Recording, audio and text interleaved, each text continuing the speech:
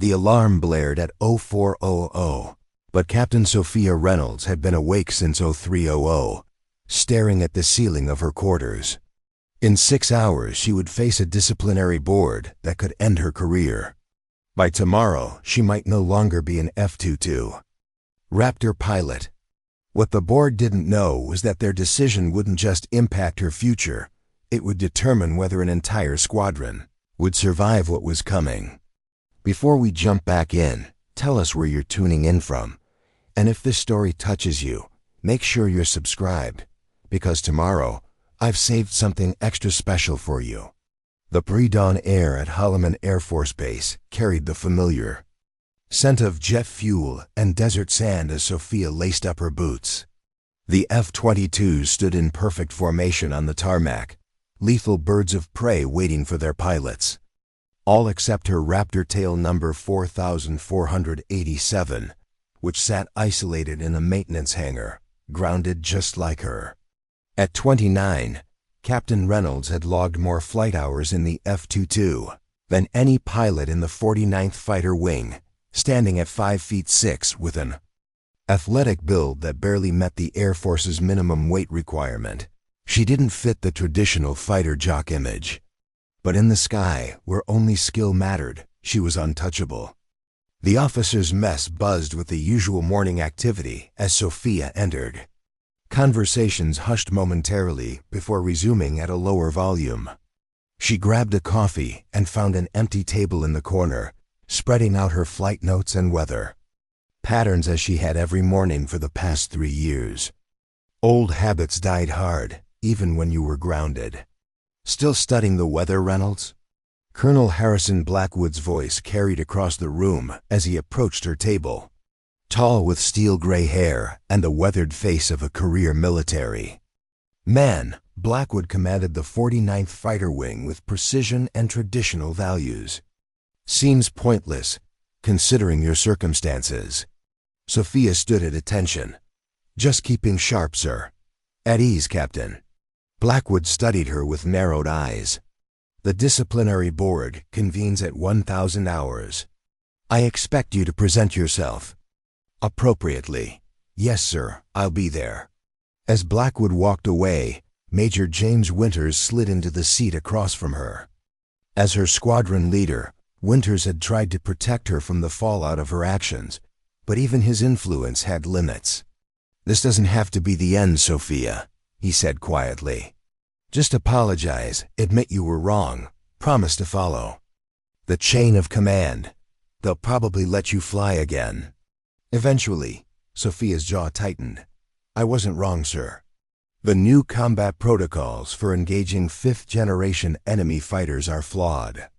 They'll get pilots killed. That's not your call to make, Captain. Winter's voice carried the weariness of having this argument multiple times. The protocols were developed by Air Combat Command after extensive testing and approved by the Pentagon. Testing and simulations, not real-world conditions, Sophia countered. I've flown against our own F-35s in red flag exercises. I know what works and what doesn't. Winters sighed. And that's exactly why you're facing a disciplinary board. You didn't just question the protocols, Reynolds. You directly disobeyed orders during the joint exercise with NATO forces. You broke formation, ignored command instructions, and executed maneuvers that were explicitly prohibited. Maneuvers that would save lives in actual combat, Sophia said. Maybe, but that's not the point. Winters leaned forward. The point is that you publicly undermined the chain of command. General Matheson was watching that exercise personally. Do you have any idea how embarrassing it was for him when you ignored direct orders from the AWACS controller? Sophia remained silent, her eyes fixed on the weather patterns spread across the table. The high-pressure system moving in from the west would create perfect flying conditions, clear skies with minimal turbulence. Not that it mattered for her. Look, Winters continued, his voice softening. I know you're one of the best pilots I've ever seen. Your instincts in the air are exceptional. But the military doesn't work on instinct alone. It works on discipline, on following orders even when you disagree with them. Even if those orders will get people killed? Sophia asked quietly. Winters stood up. The board meets in 4 hours. Think about what you want to say, and more importantly, how you want to say it. Your career depends on it. As he walked away, Sophia felt the weight of isolation settle over her. 3 years ago, when she'd become one of the few women qualified to pilot the F-22, she'd been celebrated as a symbol of progress. Now she was viewed as a problem, a maverick who couldn't follow orders. The sound of laughter drew her attention to a table across the mess hall where Captain Ryan Matthews sat with several other pilots from her squadron. Matthews caught her eye and smirked before turning back to his companions. As the son of a 3-star general, Matthews had connections that ensured his career advancement regardless of his mediocre flying skills. He'd been vocal in his criticism of Sophia's actions, claiming she was trying to compensate for being a woman in a man's world. Sophia gathered her notes and left the mess hall. She had 4 hours to prepare her defense, though she knew it would make little difference. The decision had likely been made already. General Matheson wasn't known for his forgiveness of insubordination. The maintenance hangar was quiet as Sophia badged through the security door. At this hour, most of the mechanics wouldn't arrive for another 30 minutes. She needed these moments alone with her aircraft, possibly the last moments she'd have. Preparing and narrating this story took us a lot of time, so if you are enjoying it, subscribe to our channel, it means a lot to us. Now back to the story. The F-22 Raptor dominated the space, its sleek lines and predatory profile unmistakable even under the harsh fluorescent lights. Tail number 4487 had been her aircraft for 2 years. Every scratch, every quirk, every subtle response in flight was familiar to her. She ran her hand along the fuselage, feeling the cool composite materials beneath her fingers. Looks like we're both grounded, old girl, she murmured. Talking to aircraft now, Captain. Maybe the stress is getting to you. Sophia turned to find Chief Master Sergeant Mike Rodriguez watching her with an amused expression. Rodriguez had been maintaining F-22 since the aircraft first entered service. At 52, he'd seen pilots come and go, but he'd taken a particular interest in Sophia's career. Just saying goodbye, Chief, Sophia replied. Rodriguez crossed his arms. Giving up already? That doesn't sound like the Reynolds I know. Being realistic, the board isn't going to let this slide. Maybe not, but that doesn't mean you were wrong. Rodriguez approached the aircraft, examining a panel he'd replaced the previous week. You know, I've worked with hundreds of pilots over the years. Most of them are good. They follow procedures, maintain their aircraft, fly their missions, but a few are different. A few have something special, something you can't teach. And? What's that, Chief? Judgment. The ability to know when the rule book works and when it doesn't. He tapped the side of his head. The computers in this bird are amazing, but they don't have judgment. Neither do the brass sitting in air-conditioned offices writing combat protocols. Sophia smiled despite herself. Careful, Chief. That kind of talk might land you in front of a disciplinary board, too. I'm too old to care. Rodriguez handed her a tablet displaying maintenance records. 4487s in perfect condition. Full systems check completed yesterday. She's ready to fly anytime the brass changes their mind. Thanks, Chief, for everything. As Rodriguez walked away, Sophia climbed a ladder and settled into the cockpit. It felt like home, the controls positioned precisely where her hands naturally fell, the displays showing the status of systems she could operate in her sleep. She closed her eyes and ran through pre-flight checks in her mind, a ritual she performed before every mission. The memory of the NATO exercise that had landed her in trouble played through her mind. The scenario had been simple: intercept and engage a formation of enemy fighters played by British Typhoons. The new protocols required F-22s to maintain formation integrity and engage targets. using specific altitude separation techniques that supposedly maximized the Raptor's stealth advantages. But Sophia had seen the flaw immediately. Against fifth-generation fighters with advanced sensor fusion, the prescribed techniques would make the F-22 formation predictable. Predictability was deadly in air combat. So she'd broken formation, ignored the AWACS controller's increasingly urgent commands, and executed a series of high-risk, high-reward maneuvers that had allowed her to eliminate the entire enemy formation without a single loss on her side. The debriefing had been brutal. General Matheson himself had dressed her down in front of the entire squadron, accusing her of grandstanding and endangering the exercise. Her explanation of the tactical flaws in the protocols had fallen on deaf ears. All that mattered was that she had disobeyed direct orders. The sound of the hangar door opening pulled Sophia from her thoughts. Lieutenant Colonel Diana Chun, the base's senior flight surgeon and one of the few people Sophia considered a friend, approached the aircraft. "Thought I might find you here," Chun said. "Medical evaluation before the board." "Standard procedure." Sophia climbed down from the cockpit. "Is this where you declare me mentally unfit and save my career?" Chun smiled. "Tempting, but no. Just checking your vitals and making sure you're not about to have a stress-induced breakdown in front of the board." As Chun performed the routine examination, Sophia stared at her aircraft. "They're going to ground me permanently, aren't they?" "I don't know," Chun admitted. "General Matheson is old school. He values discipline above all else. But Colonel Blackwood has some influence, and despite his tough exterior, he respects skill. Not enough to overlook insubordination. Maybe not. But there's something else happening that might work in your favor." Chun lowered her voice. "Intelligence reports came in last night. Russian activity has increased along the Alaskan at DIZ. Unusual flight patterns, communications testing. Something's brewing." Sophia frowned. "The 302nd is stationed in Alaska. They have plenty of F-22s. True, but word is they're running a skeleton crew right now. Half their pilots are at Red Flag in Nevada, and several aircraft are down for maintenance. If things escalate, they might need experienced Raptor pilots fast. They have plenty of those too. None with your specific expertise in countering the tactics used by the new Su-57s." Chun finished her examination and made notes on her tablet. "I'm not saying it will change anything, but the timing might be fortunate."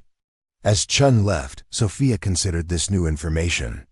Russian Su-57s pushing the boundaries near Alaska wasn't unusual, but increased activity always signaled something. Testing response times, probing for weaknesses, gathering electronic intelligence on American air defense systems, all standard practices in the ongoing chess game between superpowers.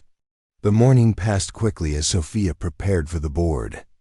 At precisely 0955, she stood outside the conference room in her dress blues, every ribbon and medal precisely placed. Whatever happened next, she would face it with dignity. The disciplinary board consisted of 5 officers, with General Matheson presiding. Colonel Blackwood sat to his right, his expression unreadable.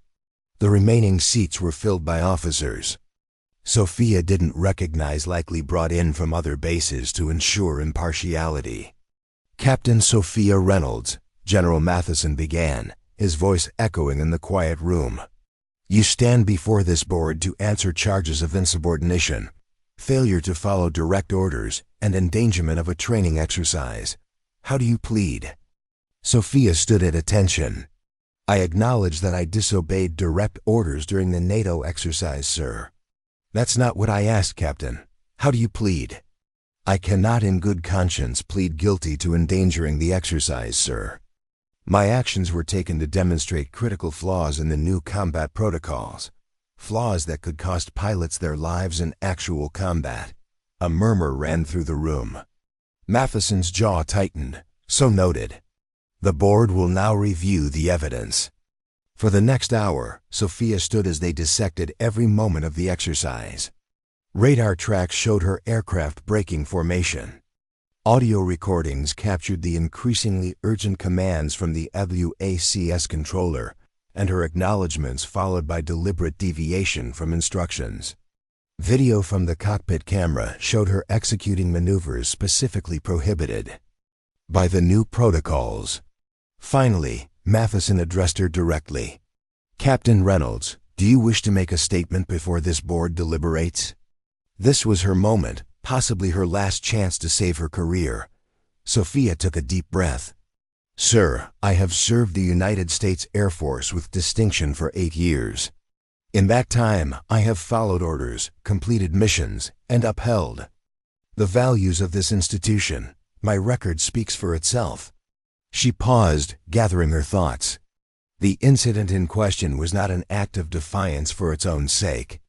It was a calculated decision based on my extensive experience with the F-22 weapon system and my understanding of emerging threats.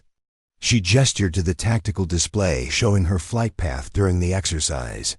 "The new combat protocols assume that our stealth advantage remains absolute against fifth-generation adversaries.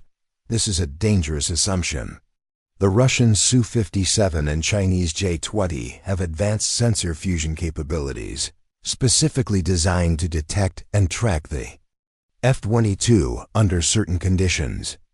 The formation patterns and engagement parameters in the new protocols create predictability that these advanced fighters can exploit." Matheson leaned forward.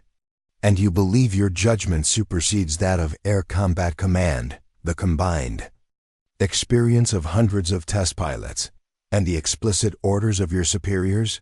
"No, sir. I believe that frontline pilots have insights that must be considered when developing tactical doctrine. I believe that rigid adherence to flawed protocols costs lives. And I believe that my primary duty is to the pilots who fly alongside me and the nation we're sworn to defend, even if that means disobeying direct orders." Matheson's voice was cold. "In that specific circumstance, yes, sir. I accept full responsibility for my actions and any consequences this board deems appropriate." Matheson exchanged glances with the other board members. "Captain Reynolds, you are dismissed while we deliberate. Wait outside." The hallway felt colder than the conference room. Sophia paced, rehearsing what she would say to her parents. Her father, a retired Navy officer, would understand her position but lament her approach. Her mother would worry about her future.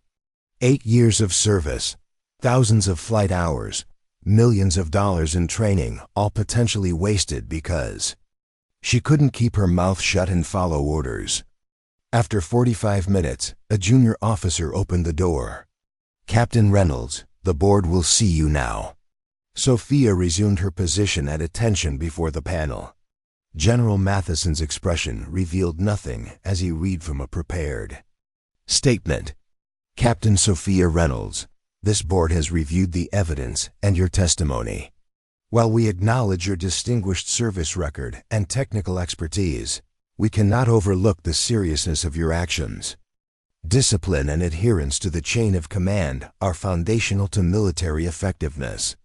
Here it comes, Sophia thought, bracing herself. "Therefore, this board finds you guilty of insubordination and failure to follow direct orders. The charge of endangering the exercise is dismissed based on the outcome data, showing no actual risk to participating aircraft." Matheson paused, studying her reaction. Under normal circumstances, these findings would result in immediate suspension of flight status and possible separation from service. However, given your unique expertise and the current operational environment, this board has decided on the following disciplinary actions. Sophia held her breath. "You are hereby removed from active flight status for a period of 30 days. During this time, you will serve as a tactical analyst with the 49th Operations Support Squadron, specifically reviewing emerging threats and counter-tactics. You will also prepare a comprehensive report detailing your specific concerns with The new combat protocols with supporting evidence and proposed alternatives. Not a career ender, but still a significant blow. 30 days without flying would feel like an eternity. Furthermore, Matheson continued, you will be assigned to instruct 4 sessions of the basic fighter maneuvers course where you will emphasize the importance of discipline and proper command structure alongside tactical instruction. Colonel Blackwood spoke for the first time. Captain Reynolds, this board recognizes your exceptional abilities as a pilot. We also recognize that innovation sometimes requires challenging established doctrine. What we cannot accept is the manner in which you chose to make your point. There are proper channels for raising tactical concerns. In the future, you will use them. Yes, sir. Thank you, sir. Dismissed, Captain, Matheson said. Sophia saluted and exited the conference room, emotions warring within her. Relief that her career wasn't over mixed with frustration at being grounded and anger at a system that prioritized procedure over effectiveness. 30 days without flying her Raptor would be punishment enough. Outside the headquarters building, Major Winters was waiting. Well, 30-day suspension of flight. Status: tactical analysis duty and instructing BFM classes. Winters nodded. Could have been much worse.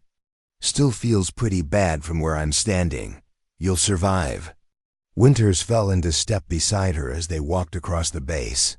The tactical analyst position isn't just a punishment, you know. Intelligence has been tracking increased Russian activity near Alaska. Your expertise with the Su-57's capabilities will be valuable. Sophia stopped walking. That's the second time today someone's mentioned Alaska. What's really going on, sir? Winters glanced around to ensure they weren't overheard. Nothing concrete yet, but chatter suggests they're planning something bigger than the usual border probing. The timing aligns with their new strategic bomber exercises in the Arctic. And I'm supposed to analyze this from the ground while others fly? For now, yes. Winters placed a hand on her shoulder. Look, you made your point about the protocols, even if the method left something to be desired. Now use this opportunity to develop alternatives that might actually be adopted. That's how you affect real change. As Winters walked away, Sophia stood alone on the parade ground, watching as a flight of 4 F-22s took off for the afternoon patrol. Her Raptor should have been among them. Instead, she was grounded, relegated to analyzing data while others flew into potential danger using tactics she knew were flawed.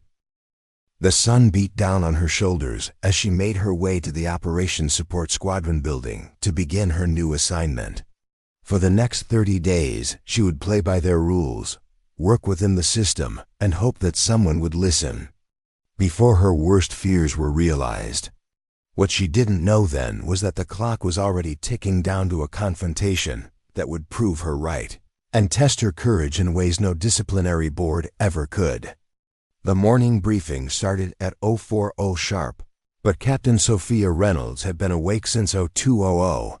She stood at the edge of Holloman Air Force Base, watching the sun bleed orange across the New Mexico desert, her hands wrapped around a cup of coffee that had gone cold an hour ago. The base hummed with its usual pre-dawn rhythm generators churning, radios crackling, boots on concrete as the night shift handed over to day crews. Sophia had been stationed here for 3 years, but this morning felt different. After 2 weeks of being grounded, she was flying again. Colonel Blackwood stood at the front of the briefing room, his weathered face serious as he addressed the assembled pilots and support personnel. Sophia found a spot in the front row, her flight suit crisp, her mind razor-sharp after a night of preparation. The situation in Alaska has deteriorated rapidly, Blackwood announced, his voice carrying the weight of command. Russian forces have increased provocative activities along the ADIZ boundary.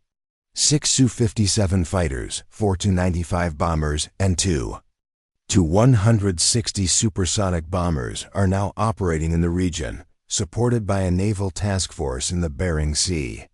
Tactical displays showed the Russian deployments in red, their pattern suggesting coordinated operations designed to test American response capabilities. The 302nd Fighter Wing's reduced strength was highlighted in blue. Only 8 operational F-22s, already at maximum alert status. Captain Matthews and his element departed yesterday as our first reinforcement wave, Blackwood continued. They'll arrive at Joint Base Elmendorf-Richardson in approximately 4 hours. However, new intelligence indicates that additional reinforcements are required immediately. Blackwood's eyes found Sophia's. Captain Reynolds will lead the second element, consisting of 4 F-22s. You'll depart at 0600, with aerial refueling support to enable direct transit to Alaska. Murmurs spread through the room. Everyone knew Sophia had been grounded for insubordination just 2 weeks earlier. Her unexpected reinstatement and selection to lead the second element sent a clear message about the seriousness of the situation. Captain Reynolds has unique expertise regarding Su-57 capabilities and tactics, Blackwood explained, addressing the unspoken questions. Northcom has specifically requested her presence due to the high probability of engagement with these advanced adversaries. Sophia maintained a neutral expression, though inside she felt vindicated. The crisis had forced command to recognize the value of her experience, even as it validated her concerns about the new combat protocols. "Sir," one of the younger pilots raised his hand. "Will we be operating under standard engagement protocols?" Blackwood glanced at Sophia before responding. "You'll coordinate with the WACS and the 302nd Command Structure upon arrival. However, Captain Reynolds has authorization to implement tactical adjustments based on evolving conditions." It wasn't a full endorsement of her alternative approach, but it was enough. She would have the flexibility to protect her pilots if they encountered the scenarios she had been warning about. The briefing continued with detailed mission parameters, intelligence updates, and coordination procedures. Throughout, Sophia took meticulous notes, mentally preparing for every contingency. This wasn't just another deployment, it was her opportunity to prove that her concerns had been justified all along. As the briefing concluded, Blackwood approached her. "A word, Captain." They stepped into a small adjacent office, away from the activity of the briefing room. Blackwood closed the door and faced her directly. "This is an opportunity, Reynolds. Not just for you personally, but for your tactical theories to be evaluated in real-world conditions." His expression was unreadable. General Matheson authorized your reinstatement against significant opposition. Don't make him regret it. "I understand, sir. Do you?" Blackwood leaned against the desk. "Because this isn't about being right. It's about protecting American airspace without escalating into open conflict with Russia. Your judgment needs to be perfect." "My priority is bringing my pilots home safely, sir." Blackwood nodded slowly. "Matthews and his element are already en route, operating under standard protocols. If your assessment of the Su-57's capabilities is correct, they could be flying into danger. Has he been warned, sir?" "He received your intelligence briefing. Whether he heeds it is another matter." Blackwood straightened. "You'll be operating in the same airspace, potentially under the same threat conditions. If the opportunity arises to demonstrate the validity of your tactical approach without compromising the mission, take it. But safety and mission success come first." "Always, sir." "Good hunting, Captain." At 0530, Sophia stood on the tarmac beside her F-22 Raptor, tail number 4487. Chief Rodriguez supervised the final preparations, his experienced hands checking connections that younger technicians had already verified twice. "She's missed you," Rodriguez said, patting the aircraft's fuselage. "Been too quiet in the cockpit." Sophia smiled. "I've missed her too." "Remember what I told you about the new electronic warfare suite?" Rodriguez lowered his voice. Official documentation understates its capabilities. You've got more sensitivity in the threat warning system than most pilots realize.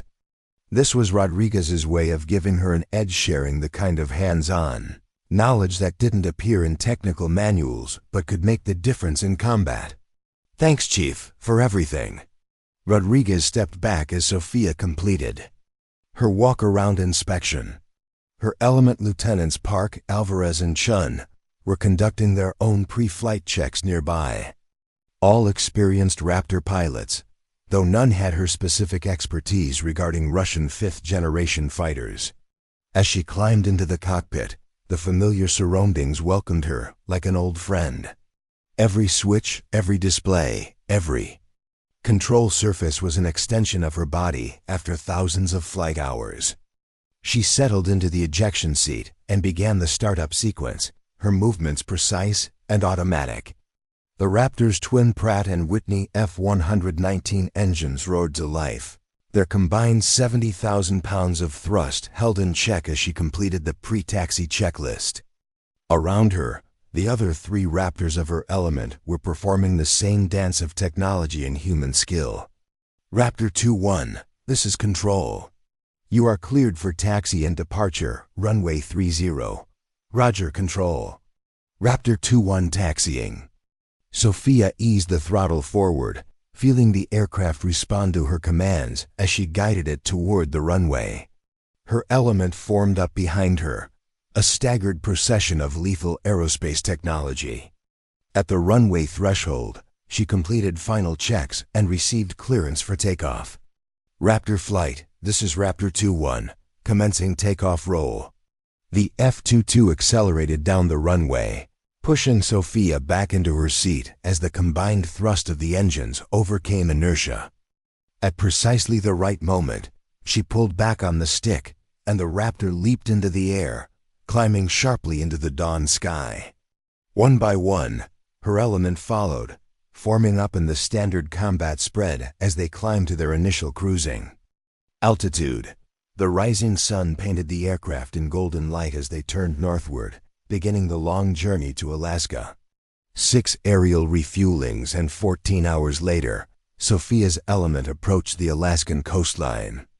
The tactical situation had evolved during their transit, with Russian aircraft now conducting continuous presence operations near the ADIZ boundary. Raptor 2-1, this is Watchdog. Welcome to the OR. The AWACS controller's voice carried the tension of the ongoing situation. Be advised, we have multiple flanker-class aircraft operating 20 miles north of the ADIZ boundary, with probable Su-57s providing overwatch. Copy, Watchdog. What's the status of Raptor 1 flight? Sophia asked, referring to Matthews. Element. Raptor 1 flight is currently on Cap Station Alpha, monitoring Russian bomber activity.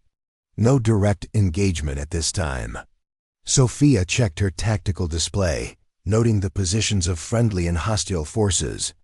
The Russian pattern was exactly as she had predicted, probing flights near the boundary, with their most advanced aircraft positioned to exploit any defensive response. Watchdog, Raptor 2-1, request vectors to Cap Station Bravo. This would position her element to observe Matthews' interactions with the Russian aircraft without directly interfering unless necessary. Approved, Raptor 2-1. Proceed heading 040. Maintain flight level 330. Sophia led her element toward the assigned patrol area, maintaining radio discipline as they entered the increasingly crowded airspace. The Arctic expanse below was a vast wilderness of ice and tundra, indifferent to the high-stakes chess game playing out tens of thousands of feet above. As they settled into their patrol pattern, Sophia activated the enhanced threat warning system that Rodriguez had mentioned. Almost immediately, it detected faint electronic signatures that standard systems might have missed, the subtle emissions of Su-57s operating in passive mode, trying to remain undetected while gathering intelligence on American response patterns. Raptor Flight 2-1. Undetecting emissions consistent with Su-57s, at bearing 350, range approximately 40 miles. Maintain current formation, but be prepared to execute Tactic Sierra on my mark. Tactic Sierra was one of the alternative approaches she had developed, a dynamic, unpredictable formation shift designed to confuse the network targeting systems of advanced adversaries. It wasn't in the standard protocol handbook, but she had briefed her element thoroughly before departure. 2-2 copies, 2-3 copies, 2-4 copies. The tension built as they continued their patrol, monitoring the Russian activities while remaining just outside the range of direct confrontation. Then, suddenly the tactical situation changed. All stations, this is Watchdog. Russian Tu-16OS have turned toward the ADIZ boundary. Appear to be commencing penetration run with flanker escort. Raptor 1 flight is moving to intercept. Sophia watched on her tactical display as Matthew's element adjusted course to position themselves between the approaching bombers and the boundary line. They maintained the standard formation prescribed by the new protocol's predictable spacing, predictable altitude separation, exactly what she had warned against. Watchdog, Raptor 2-1. Be advised, I'm detecting Su-57 emissions consistent with targeting acquisition mode. Vector 310, likely positioning for intercept of Raptor 1 flight.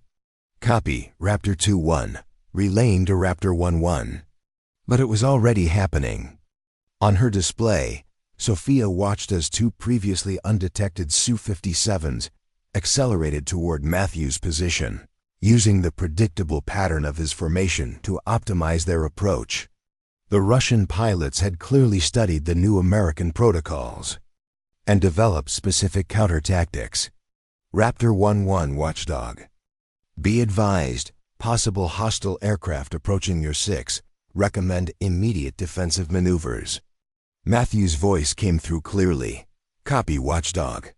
Maintaining formation integrity per protocol. These are international airspace probing tactics. Will hold position. He was following the protocols exactly, which was exactly the problem. The Su-57s were using his formation's predictability against him. Sophia made her decision. Raptor flight, execute Tactic Sierra now. 2-3, 2-4, break high, 2-2 follow my lead. Her element immediately responded, the formation shifting into an asymmetrical pattern designed to confuse the networked targeting systems of the approaching Su-57s. The sudden change in their electronic signature would create momentary confusion for the Russian pilots. Watchdog Raptor 2-1.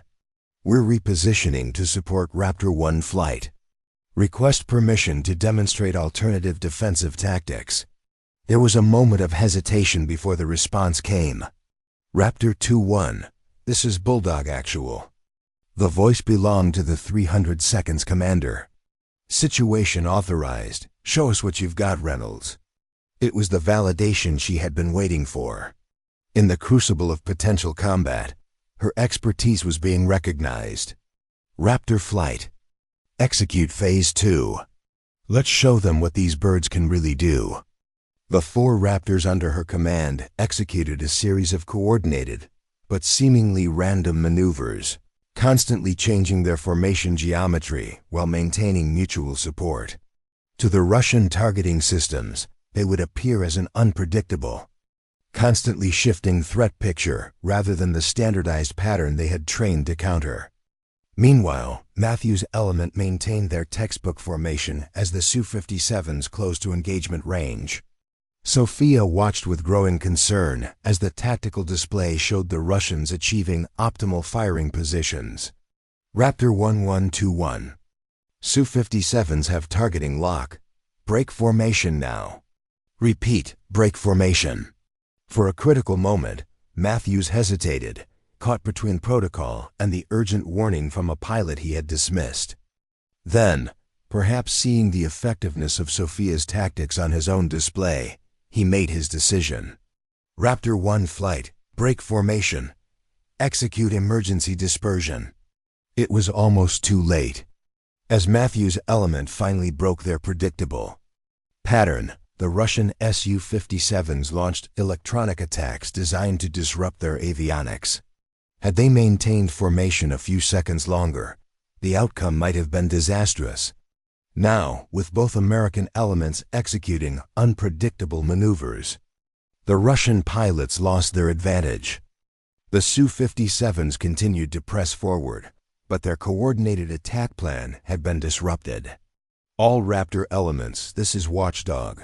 Russian bombers have turned away from the IZ boundary. Appears to be a tactical withdrawal. Su-57s are maintaining position but have ceased electronic targeting. It was a victory, not through direct combat, but through tactical superiority. The Russians had expected to exploit the predictability of American formations and found instead an adversary capable of adaptation and unpredictability. As the tension gradually decreased, Matthew's voice came through on a private channel. Raptor 2111, your tactic worked.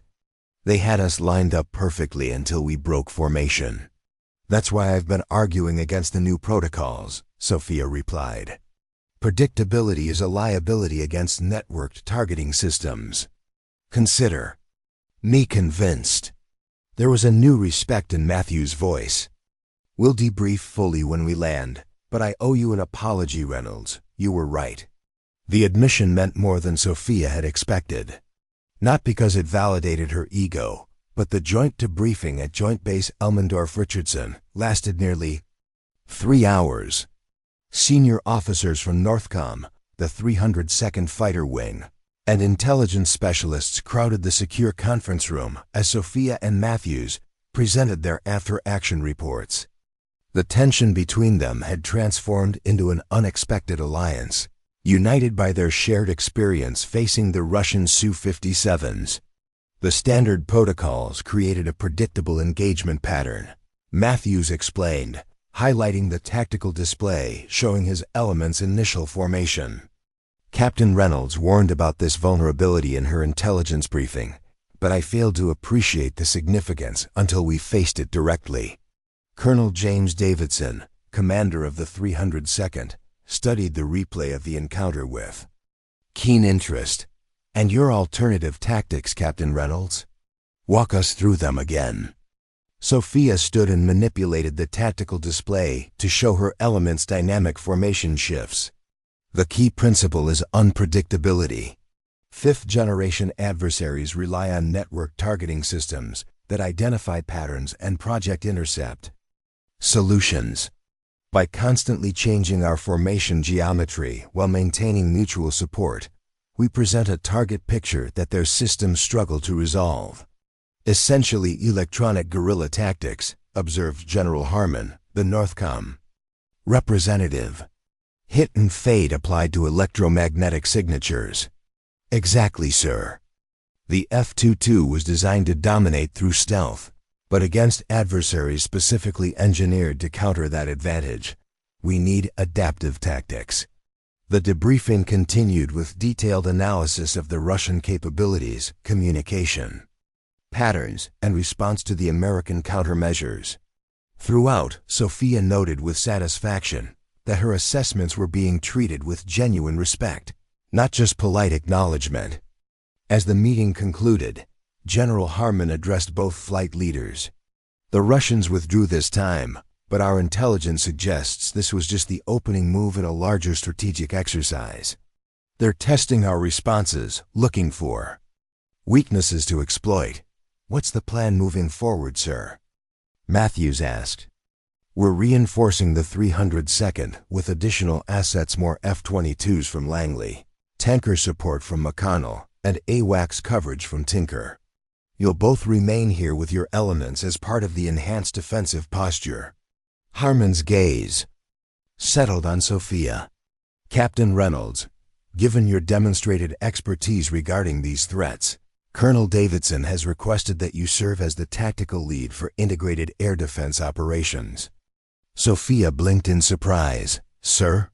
You'll coordinate directly with Colonel Davidson to develop and implement optimized engagement protocols for all fighter elements. Your experience today has validated your concerns about the standard protocols. Now we need you to develop alternatives that can be implemented across the force. It was more than vindication. It was the opportunity to effect the very changes she'd been advocating for months. I'm honored, sir. Thank you. Don't thank me yet, Harmon replied with a grim smile. The Russians will be back, with refined tactics of their own. This chess game is just beginning. As the senior officers departed, Matthews approached Sophia. The cockiness that had defined their previous interactions was notably absent. I owe you an apology, Reynolds. I dismissed your concerns because of politics and, frankly, ego. Water under the bridge, Sophia replied. What matters is that we adapt moving forward. Still, you saved my element today. If we'd maintained that formation a few seconds longer. He left the implication hanging. I won't make that mistake again. The acknowledgement meant more than Sophia had expected. Not because it stroked her ego, but because it represented the possibility of real change, pilots willing to question established doctrine when circumstances demanded it. The next 3 days were a blur of activity as additional forces arrived and integrated into the enhanced defensive posture. Sophia worked 18-hour days, developing tactical variations for different scenarios and briefing incoming pilots on the Russian capabilities and countermeasures. Sleep became a luxury, snatched in short intervals between briefings and simulator sessions. On the 4th morning, Sophia stood on the flight line watching the sunrise paint the Alaskan mountains in golden light. The air was crisp, carrying the clean scent of snow and pine that reminded her how far she was from the New Mexico desert. Quite a view, said a voice behind her. Colonel Davidson approached, carrying 2 steaming cups of coffee. He handed one to Sophia. Thought you could use this.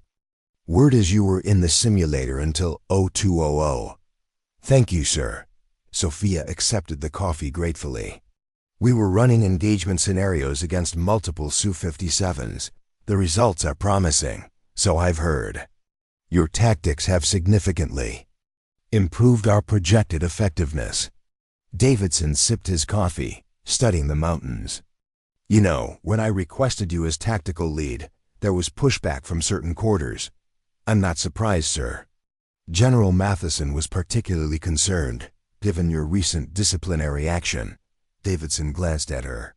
He questioned whether we should place such responsibility in the hands of an officer who had demonstrated a willingness to disregard direct orders. Sophia tensed, waiting for the other shoe to drop. I told him that's exactly why I wanted you, Davidson continued. Because sometimes being right matters more than being obedient, especially when lives are at stake.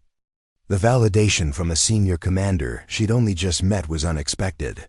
I appreciate your confidence, sir. It's not about confidence, Reynolds. It's about results.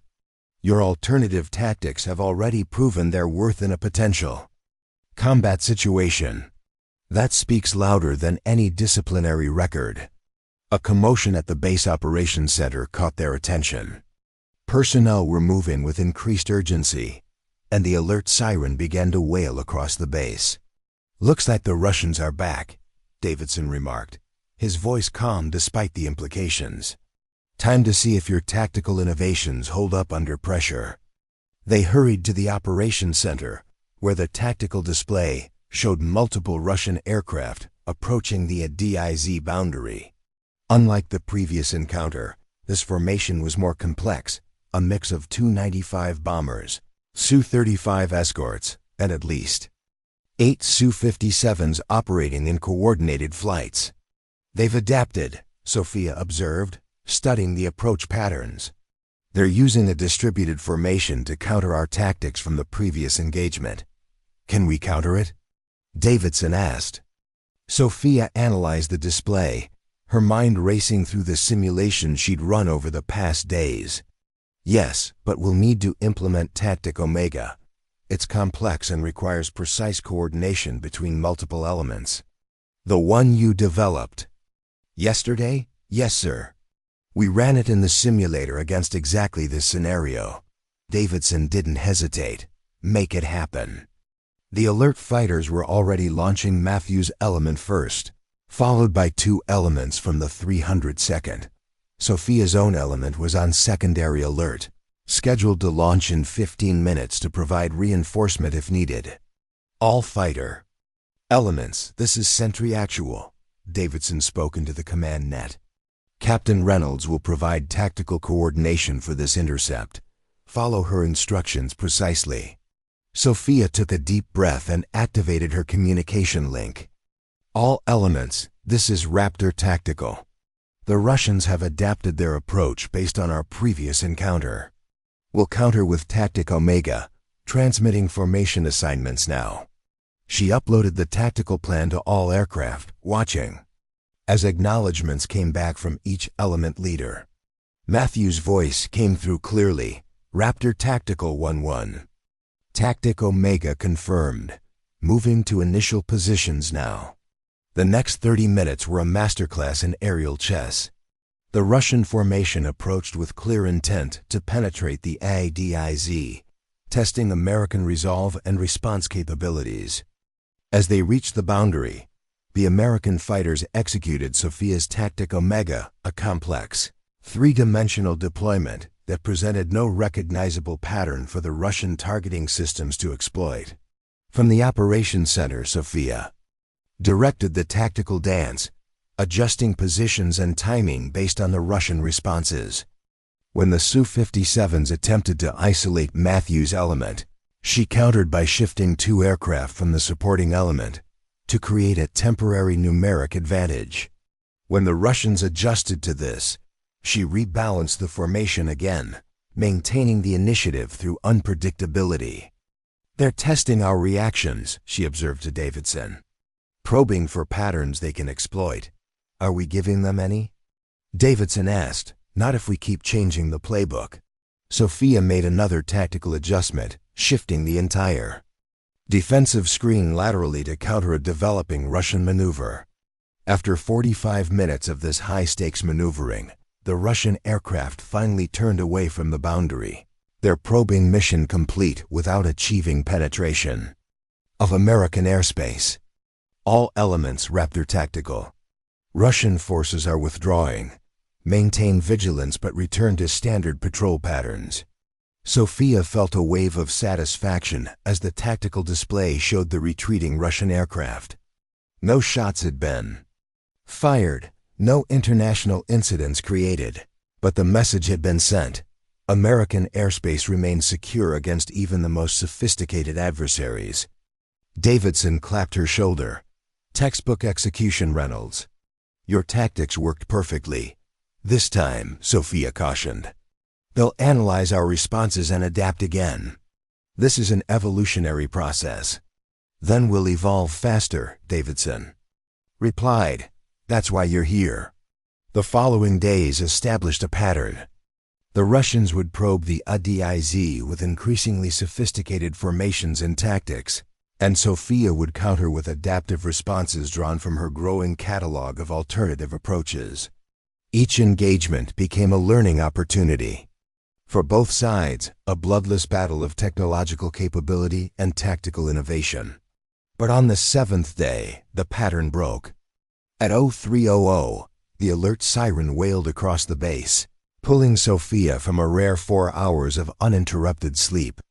She rushed to the operations center to find Colonel Davidson already there, his expression grave. What's happening, sir? Davidson pointed to the tactical display. Multiple Russian bombers approaching from 3 vectors simultaneously, with fighter escort, including at least 12 Su-57s. This isn't a probe, it's a coordinated incursion. Sophia studied the display, noting the complexity of the Russian formation. They're testing our response capability at maximum stress, trying to find the breaking point in our defensive screen. Can we counter it? Yes, but we'll need every available aircraft. Sophia began calculating intercept vectors and force distribution. My element should launch immediately to reinforce the eastern approach. Approved. Get your birds in the air. Davidson turned to the operations officer. "Scramble all alert fighters and request additional HWACS support from Elmendorf." 15 minutes later, Sophia was airborne in her F-22, leading her element toward the developing confrontation. The tactical picture was complex Russian bombers, approaching from multiple vectors, protected by layers of escort fighters designed to overwhelm American defensive capabilities. "All elements, this is Raptor Tactical," she broadcast from her cockpit. "Implementing Tactic Zulu across all sectors. Maintain communications discipline and prepare for distributed engagement." Tactic Zulu was her most ambitious development, yet a comprehensive defensive approach that treated all American fighters as a single integrated force rather than separate elements. It required precise coordination and perfect execution, but it maximized their effective combat power against superior numbers. As her Raptor climbed to optimal altitude, Sophia ran final mental checks of her aircraft systems. Chief Rodriguez's voice echoed in her memory. The official documentation understates its capabilities. She activated the enhanced threat warning system, immediately detecting the electronic signatures of approaching Su-57s. Raptor Flight 21. "I have multiple bandits, bearing 045, range 60 miles. Proceed to Phase 1 positions." Her element acknowledged and adjusted their formation according to the practiced maneuver. Ahead, Matthew's element was already engaging the western approach, their aircraft moving in the unpredictable patterns that had proven effective in previous encounters. But this time, the Russians had adapted again. Their Su-57s were operating in pairs, coordinating their movements to create overlapping fields of sensor coverage that made it difficult for the American fighters to maintain their stealth advantage. "All elements Raptor Tactical. Russians are using paired tactics to enhance sensor coverage. Implement countermeasure Delta immediately." As the American fighters adjusted their approach, Sophia detected a new electronic signature, unfamiliar and potentially dangerous. "Watchdog, Raptor 2-1. I'm detecting unknown emissions from the lead Su-57s. Possible new electronic warfare capability." "Copy, Raptor 2-1. We're analyzing the signature now." Before the analysis could complete, Sophia's threat warning system blared with multiple alerts. The new Russian electronic warfare suite was attempting to jam their communications and targeting systems simultaneously. "All elements Raptor Tactical. Electronic attack in progress. Switch to alternate frequencies per briefed procedure." The jamming intensified as the distance closed.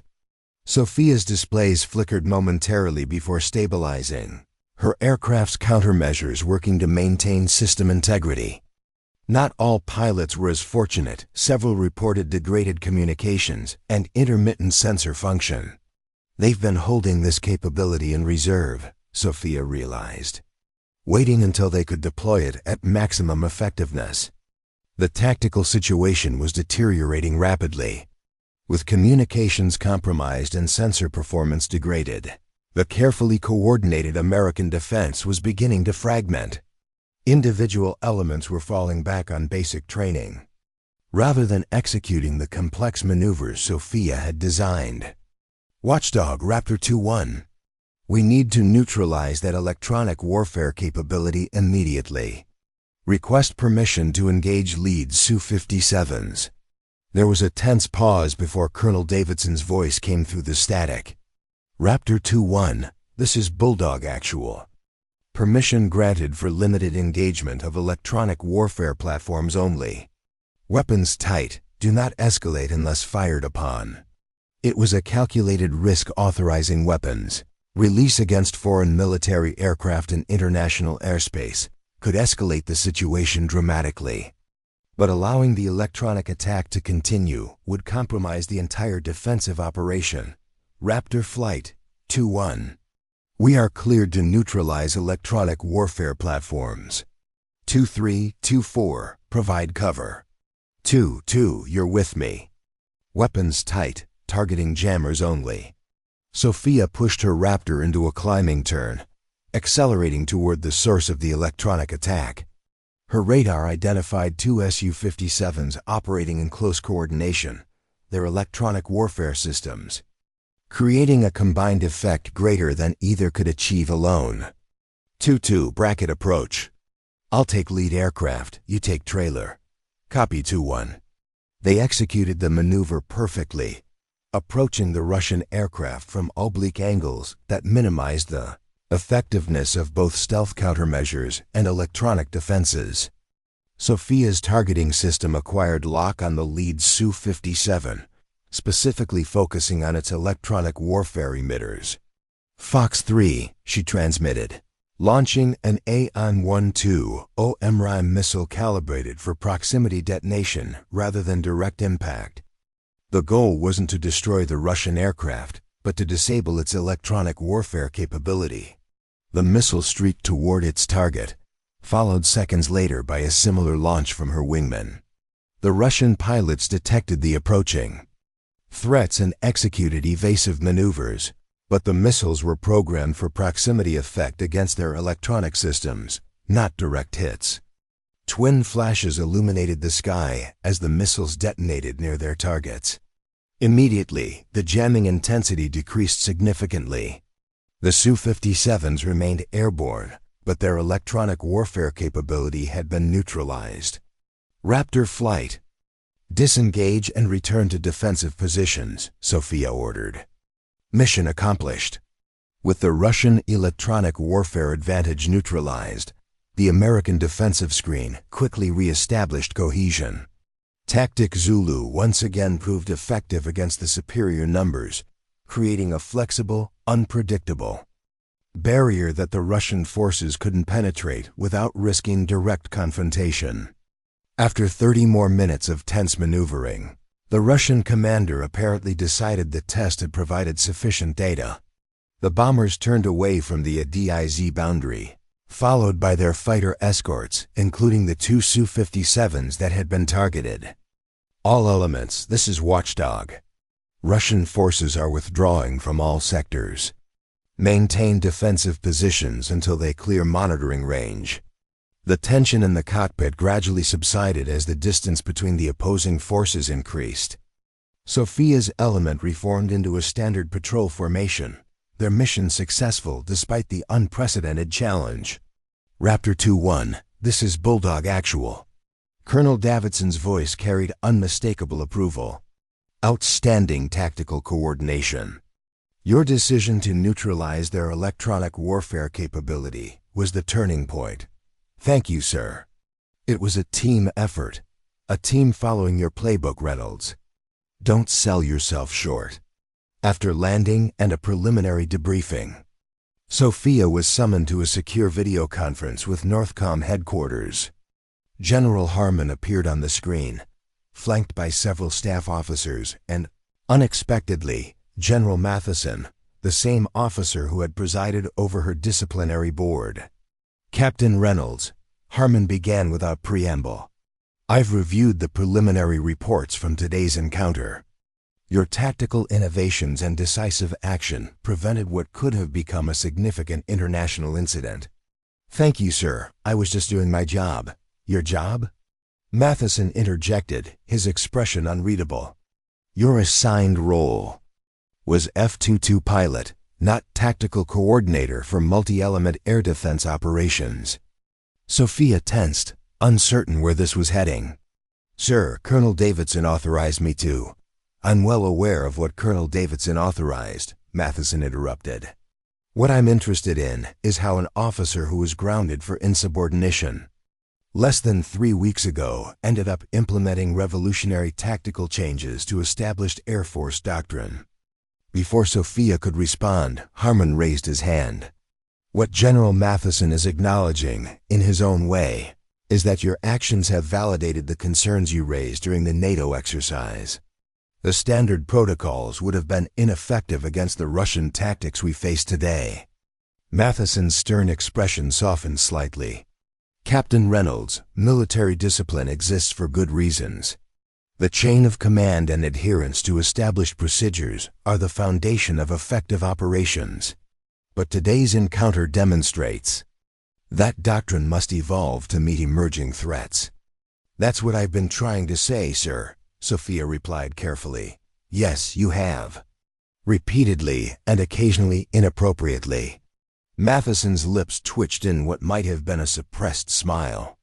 But the results speak for themselves. Your tactical innovations have proven effective in actual operational conditions, and your judgment in executing limited engagement of the Russian electronic warfare platforms prevented a potentially disastrous degradation of our defensive capabilities. Harmon took over again. Captain Reynolds, Northcom, is establishing a rapid response tactical development team to analyze the data from these encounters and formalize new protocols for countering advanced adversary systems. We want you to lead it. Sophia blinked in surprise. Sir? You'll be temporarily assigned to Northcom headquarters, working directly with Air Combat Command to develop, test, and implement improved tactical doctrine for fifth-generation fighter operations. Your first-hand experience against Russian Su-57s makes you uniquely qualified for this role. It was beyond vindication. It was the opportunity to institutionalize the very changes she had risked her career to advocate. I'd be honored, sir. Excellent. Report to Peterson Air Force Base next week to begin the assignment. Harmon paused, then added, and Captain? Sometimes being right isn't enough. How you present your insights matters as much as the insights themselves. Remember that moving forward. Yes, sir, I will.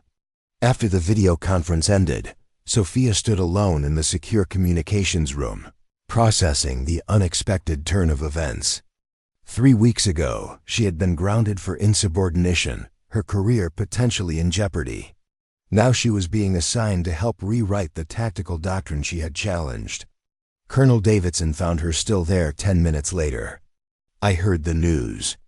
Congratulations are in order. Thank you, sir. It's still sinking in. You earned it. Davidson leaned against the conference table. Not everyone gets the chance to prove they were right in such dramatic fashion. It wasn't about being right, Sophia said, realizing the truth of it as she spoke. It was about protecting our pilots against evolving threats. And that's exactly why you're the right person for this new assignment. Davidson studied her with approval. Your technical expertise made your alternative tactics possible, but it was your commitment to your fellow pilots that made them necessary. As they walked from the communications center, Davidson added, the Russians will be back, you know.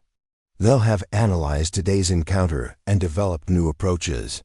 The chess game continues. Then we'll continue to adapt, Sophia replied.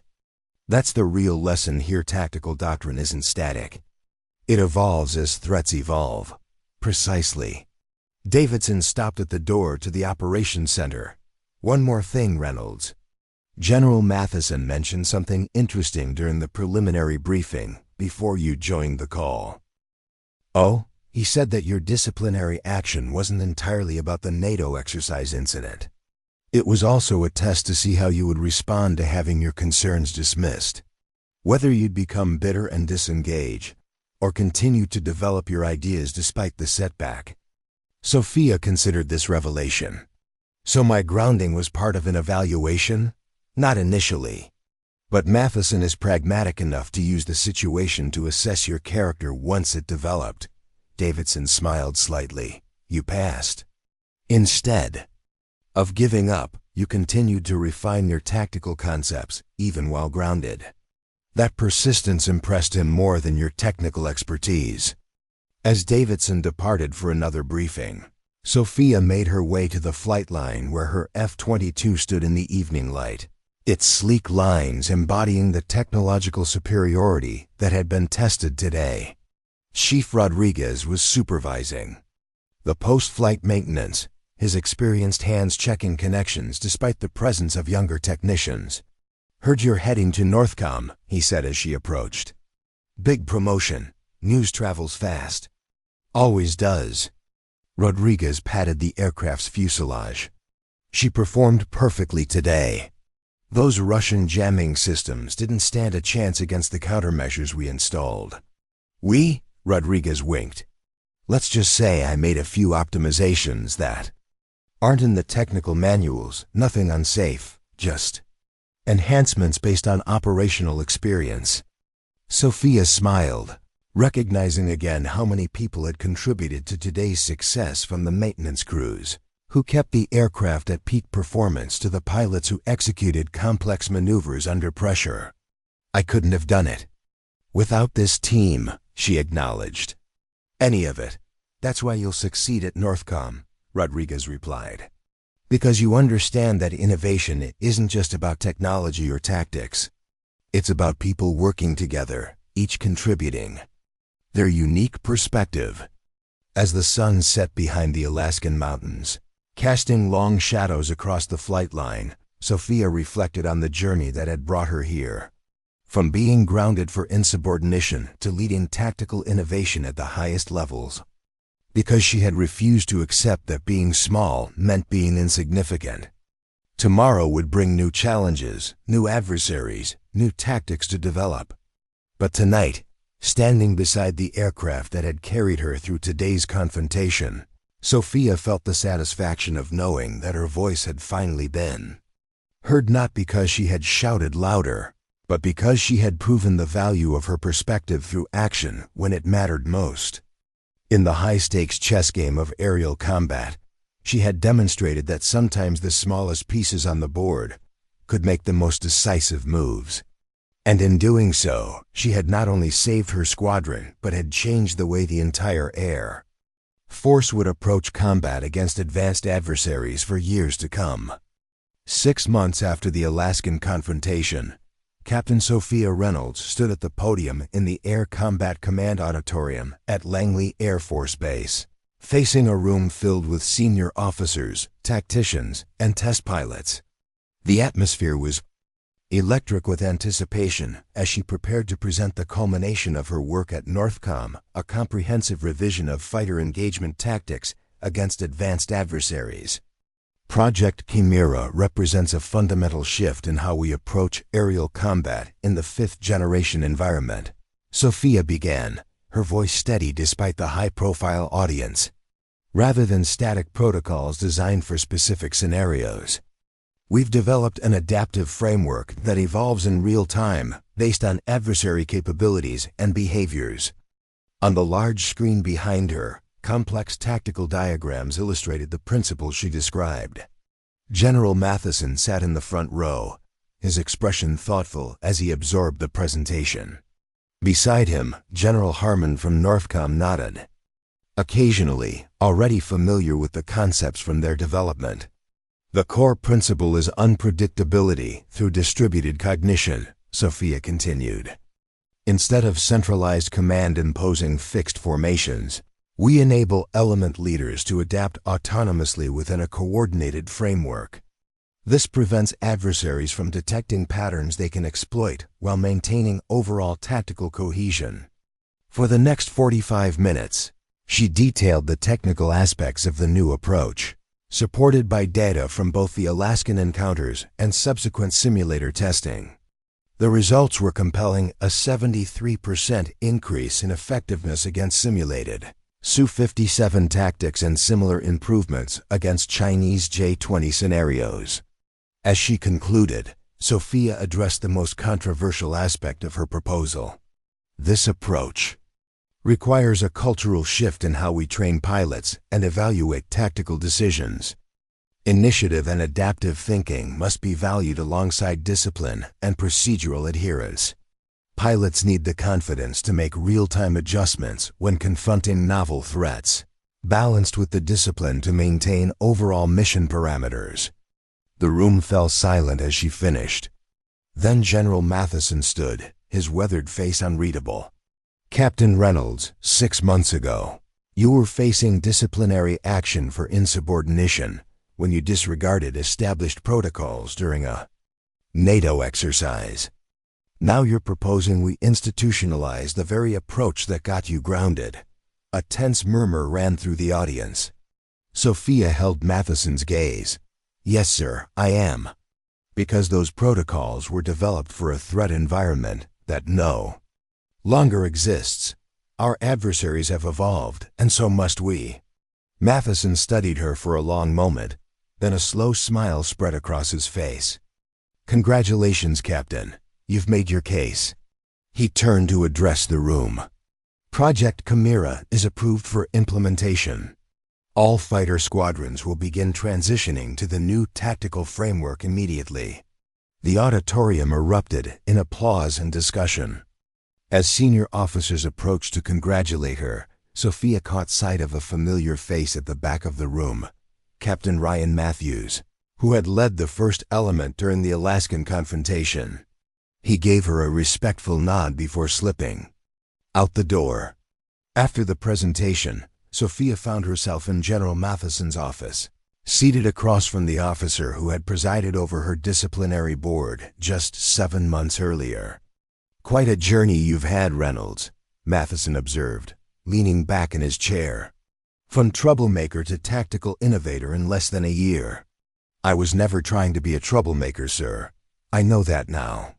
Matheson picked up a folder from his desk. Your work at Northcom has been exemplary. General Harmon speaks highly of your ability to collaborate across traditional boundaries and build consensus for radical changes. Thank you, sir. Which brings me to this. He handed her the folder. Your new orders. Effective immediately.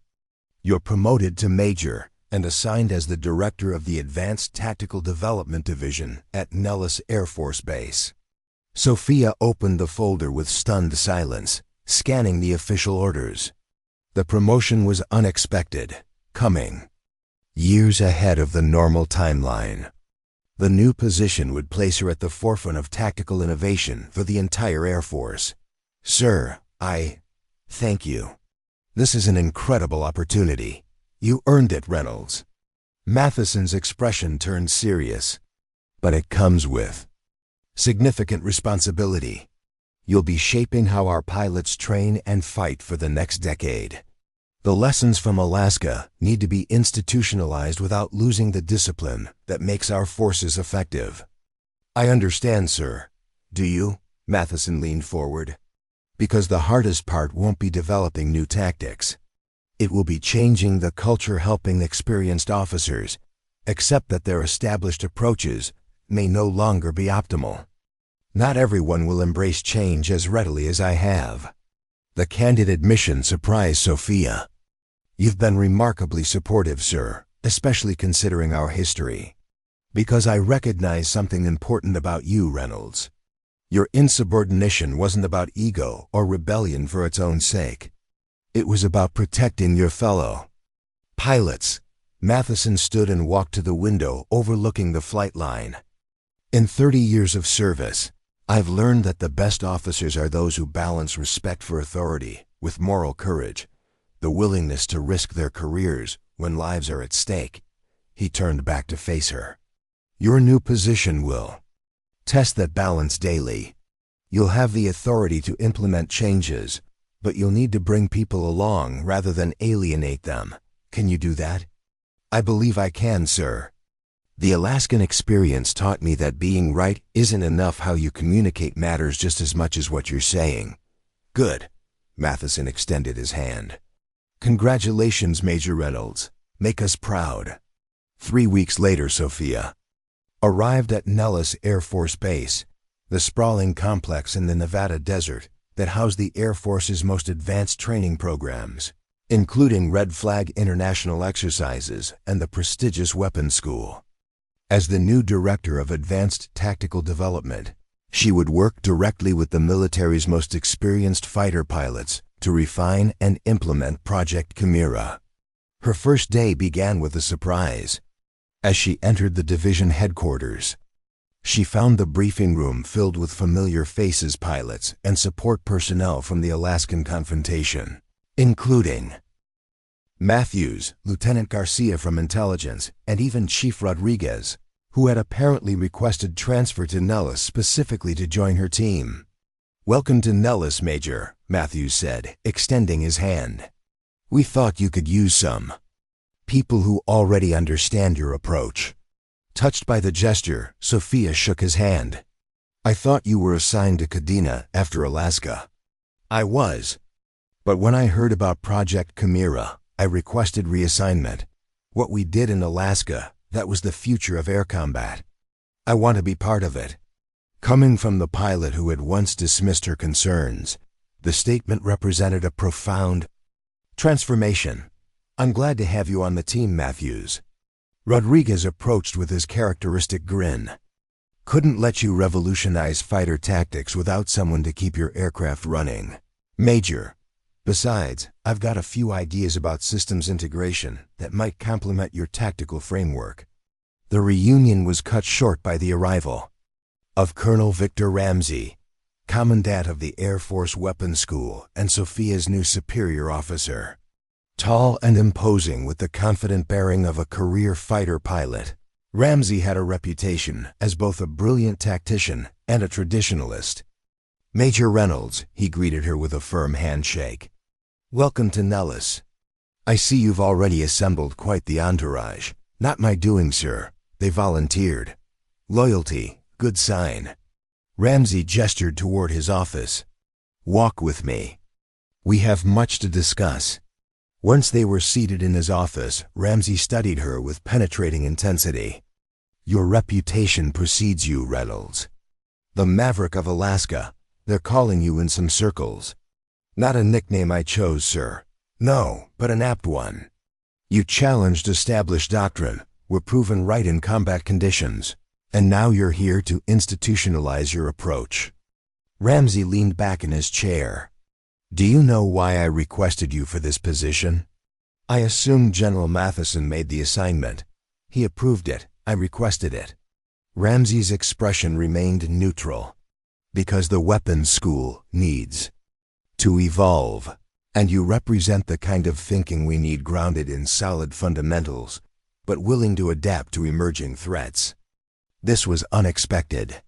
Sophia had anticipated resistance from the weapons school, which traditionally emphasized mastery of established tactics rather than innovation.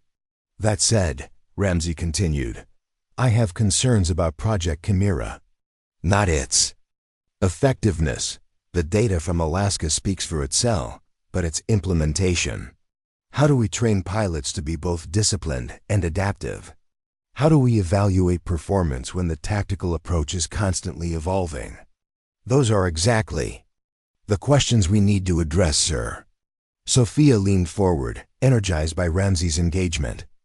I don't have all the answers yet, but I believe we need to focus on principles rather than procedures, teaching pilots how to think rather than just what to do. Principles-based training. Interesting approach. Ramsey nodded thoughtfully. We'll need to develop new evaluation metrics, redesign simulator scenarios, update the entire curriculum. It's a significant undertaking, which is why you have 6 weeks to prepare before Red Flag 25-3 begins. Ramsey handed her a folder. International participants, including British, Australian, and Japanese fifth-generation fighters. The perfect opportunity to demonstrate Project Chimera in a realistic, multinational environment. Sophia flipped through the exercise parameters with growing concern. 6 weeks isn't much time to implement such fundamental changes, sir. No, it isn't. Ramsey's expression hardened. But our adversaries aren't giving us the luxury of time. The Russians have already incorporated lessons from Alaska into their training. The Chinese are developing similar tactics for their J-20 fleet. We need to stay ahead of the curve. Understood, sir. We'll be ready. The next 6 weeks were the most intense of Sophia's career. Working 18-hour days with her rapidly expanding team, she transformed Project Chimera from a theoretical framework into a practical training program. New simulator scenarios were developed to test adaptive decision-making. Evaluation metrics were redesigned to reward innovation within mission parameters. Training materials were created to help pilots understand the underlying principles rather than just memorize procedures. Throughout the process, Sophia faced resistance from traditionalists who believed the established protocols had proven effective. For decades, each objection required patient explanation, supporting data, and occasionally direct demonstration in the simulator. Gradually, the resistance transformed into cautious acceptance, then active engagement as even skeptical instructors began to see the potential of the new approach. The night before Red Flag 25-3 was scheduled to begin, Sophia stood on the observation deck overlooking the Nellis flight line. Dozens of aircraft from multiple nations stood ready for the next day's exercises. F-22s and F-35s from the United States, Typhoons from Britain, F-2 South from Japan, and FA-18FS from Australia. Each would be flying with pilots newly trained in Project Chimera principles. "Nervous?" asked a voice behind her. Matthews approached, offering a cup of coffee. "A little," Sophia admitted, accepting the coffee. "Tomorrow is the real test. If Project Chimera works in a multinational environment, it validates everything we've been working toward. It will work." Matthews sounded confident. "The principles are sound and the pilots are ready. Even the international teams have embraced the adaptive framework. Thanks to your work with them." Sophia acknowledged his contribution with a nod. Over the past weeks, Matthews had proven himself a capable instructor, particularly skilled at helping international pilots understand the new tactical concepts. "I just translated your ideas into practical applications," Matthews replied. "You?" "No. I've been thinking about our first encounter, the NATO exercise where you broke formation to demonstrate the flaws in the standard protocols. Not my finest moment in terms of military discipline," Sophia noted with a rueful smile. "Maybe not. But it was the catalyst for everything that followed." Matthews gazed out at the assembled aircraft. "Sometimes it takes someone willing to break the rules to show why the rules need changing. A dangerous principle to institutionalize," Sophia cautioned. "The military functions on discipline and adherence to established procedures." "True, but it also needs to evolve." Matthews turned to face her directly. "That's what makes Project Chimera so important. It creates a framework where adaptation isn't insubordination. It's expected, within defined parameters." Their conversation was interrupted by Colonel Ramsey, who joined them on the observation deck. "Major Reynolds, Captain Matthews. Big day tomorrow." "Yes, sir," they replied in unison. Ramsey surveyed the assembled aircraft with obvious pride. "What you've accomplished in 6 weeks is remarkable. The international teams are fully integrated into the adaptive framework, and our own pilots have embraced the principles with enthusiasm." "Thank you, sir. Don't thank me yet." Ramsey's expression turned serious. "Tomorrow's exercise includes a special element. Northcom has authorized participation by our aggressor squadron, flying with actual Russian tactics acquired from intelligence sources after the Alaskan confrontation. They'll be specifically targeting the weaknesses in Project Chimera." Sophia felt a spike of concern. "That wasn't in the exercise parameters, sir." "No, it wasn't. Because real adversaries don't announce their tactics in advance." Ramsey's stern expression softened slightly. "This is the true test, Reynolds. Not whether Project Chimera works against expected threats, but how it adapts to unexpected ones." After Ramsey departed, Sophia turned to Matthews with concern. "The aggressor squadron has been studying our framework for weaknesses. They'll have developed specific counter-tactics, exactly as real adversaries would," Matthews pointed out. "Isn't that the whole point of Project Chimera? That it can adapt to evolving threats?" "In theory, yes. But we haven't had time to fully develop the counter-tactics." Matthews smiled. "Then we'll have to rely on the principles rather than specific procedures. Adapt in real time, just like you did in Alaska." The next morning dawned clear and bright, perfect conditions for the complex aerial exercise about to unfold. Sophia spent the pre-dawn hours in final briefings with the multinational team leaders, emphasizing the core principles of Project Chimera and the importance of distributed decision-making within the coordinated framework. Remember, there are no fixed solutions, she concluded. The threat will evolve during the engagement. Your responsibility is to recognize patterns, adapt your approach, and communicate changes effectively to maintain overall tactical cohesion. At 07:00, the first wave of aircraft began launching 36 fighters representing 4 nations, organized into integrated elements that deliberately mixed aircraft types and nationalities. From the command center, Sophia watched the tactical display as they formed up and proceeded toward the vast training range north of Nellis. Colonel Ramsey stood beside her, his experienced eyes tracking the developing formations. Interesting approach, mixing nationalities within elements rather than keeping them separate. The principle of cognitive diversity, Sophia explained. Different national training backgrounds bring different perspectives to tactical problems. By integrating them at the element level, we create teams with broader adaptive capability. Risky if communication breaks down, which is why we emphasized common tactical language during training. The exercise unfolded in phases, beginning with standard interception scenarios that allowed the multinational force to demonstrate basic proficiency with Project Chimera principles.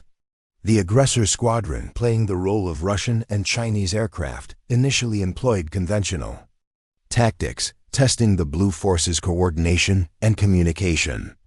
They're holding back, Sophia observed as the first phase concluded with clear success for the multinational team. The aggressors haven't revealed their counter-tactics yet. They're waiting for Phase 3, Ramsey replied. The complex battle space scenario where all elements are engaged simultaneously. That's when they'll spring their surprise. He was right. As Phase 3 began, the aggressor squadron suddenly shifted to an entirely new tactical approach, one specifically designed to fragment the adaptive framework of Project Chimera by targeting its communication nodes and creating decision paralysis through information overload. From the command center, Sophia watched with growing concern as the multinational force struggled to counter this unexpected approach. Elements became isolated, coordination began to break down, and the elegant adaptive framework threatened to collapse into individual units fighting separate battles. This is the moment of truth, Ramsey said quietly. Either Project Chimera adapts to this challenge, or it fails its first real test. Sophia studied the tactical display intently, looking for patterns in the aggressor's approach. They're using our distributed decision-making against us, creating local superiority to overwhelm individual elements before they can coordinate a response. Before Ramsey could respond, a new pattern began to emerge on the display. Lieutenant Colonel Tanaka, leading the Japanese element, had recognized the aggressor's strategy and initiated a counter-adaptation. Instead of trying to maintain the original framework, he reconfigured his element into a mobile strike force that targeted the aggressor's command and control nodes.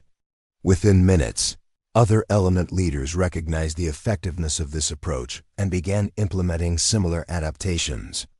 The British Typhoons created a defensive screen that protected the reconfigured elements, while the Australian FA-18FS executed electronic warfare tactics that disrupted the aggressor's coordination. They're doing it, Sophia breathed, watching the tactical picture transform. They're adapting in real time, just as Project Chimera was designed to enable. Matthew's voice came through the command net. All elements. This is Eagle 1. Aggressors are using a distributed isolation strategy. Counter with Tactic Sigma, target their C2 nodes while maintaining mutual support. No one had briefed Tactic Sigma. It wasn't in the playbook. Matthews had created it on the fly, recognizing the pattern and developing a counter approach in the midst of the engagement. And remarkably, the multinational elements understood and executed his improvised tactic with precision. The tide of the exercise turned decisively. The aggressor squadron, faced with an opponent that adapted faster than they could press their advantage, found their carefully planned counter-tactics neutralized. By the end of Phase 3, the multinational force had achieved decisive superiority, with the aggressors forced to withdraw from the simulated battle space. As the aircraft returned to Nellis, the command center erupted in celebratory analysis. International liaison officers exchanged enthusiastic assessments, while tactical analysts pored over the data to understand exactly how the adaptation had occurred and spread throughout the force. Colonel Ramsey approached Sophia with undisguised admiration. "That was remarkable, Reynolds. Not the initial framework that was impressive enough, but the way it enabled real-time adaptation to an unexpected threat. I've never seen anything like it in 30 years of exercises." "The credit belongs to the pilots," Sophia replied, "especially Lieutenant Colonel Tanaka and Captain Matthews. They recognized the pattern and developed the counter-approach on the fly.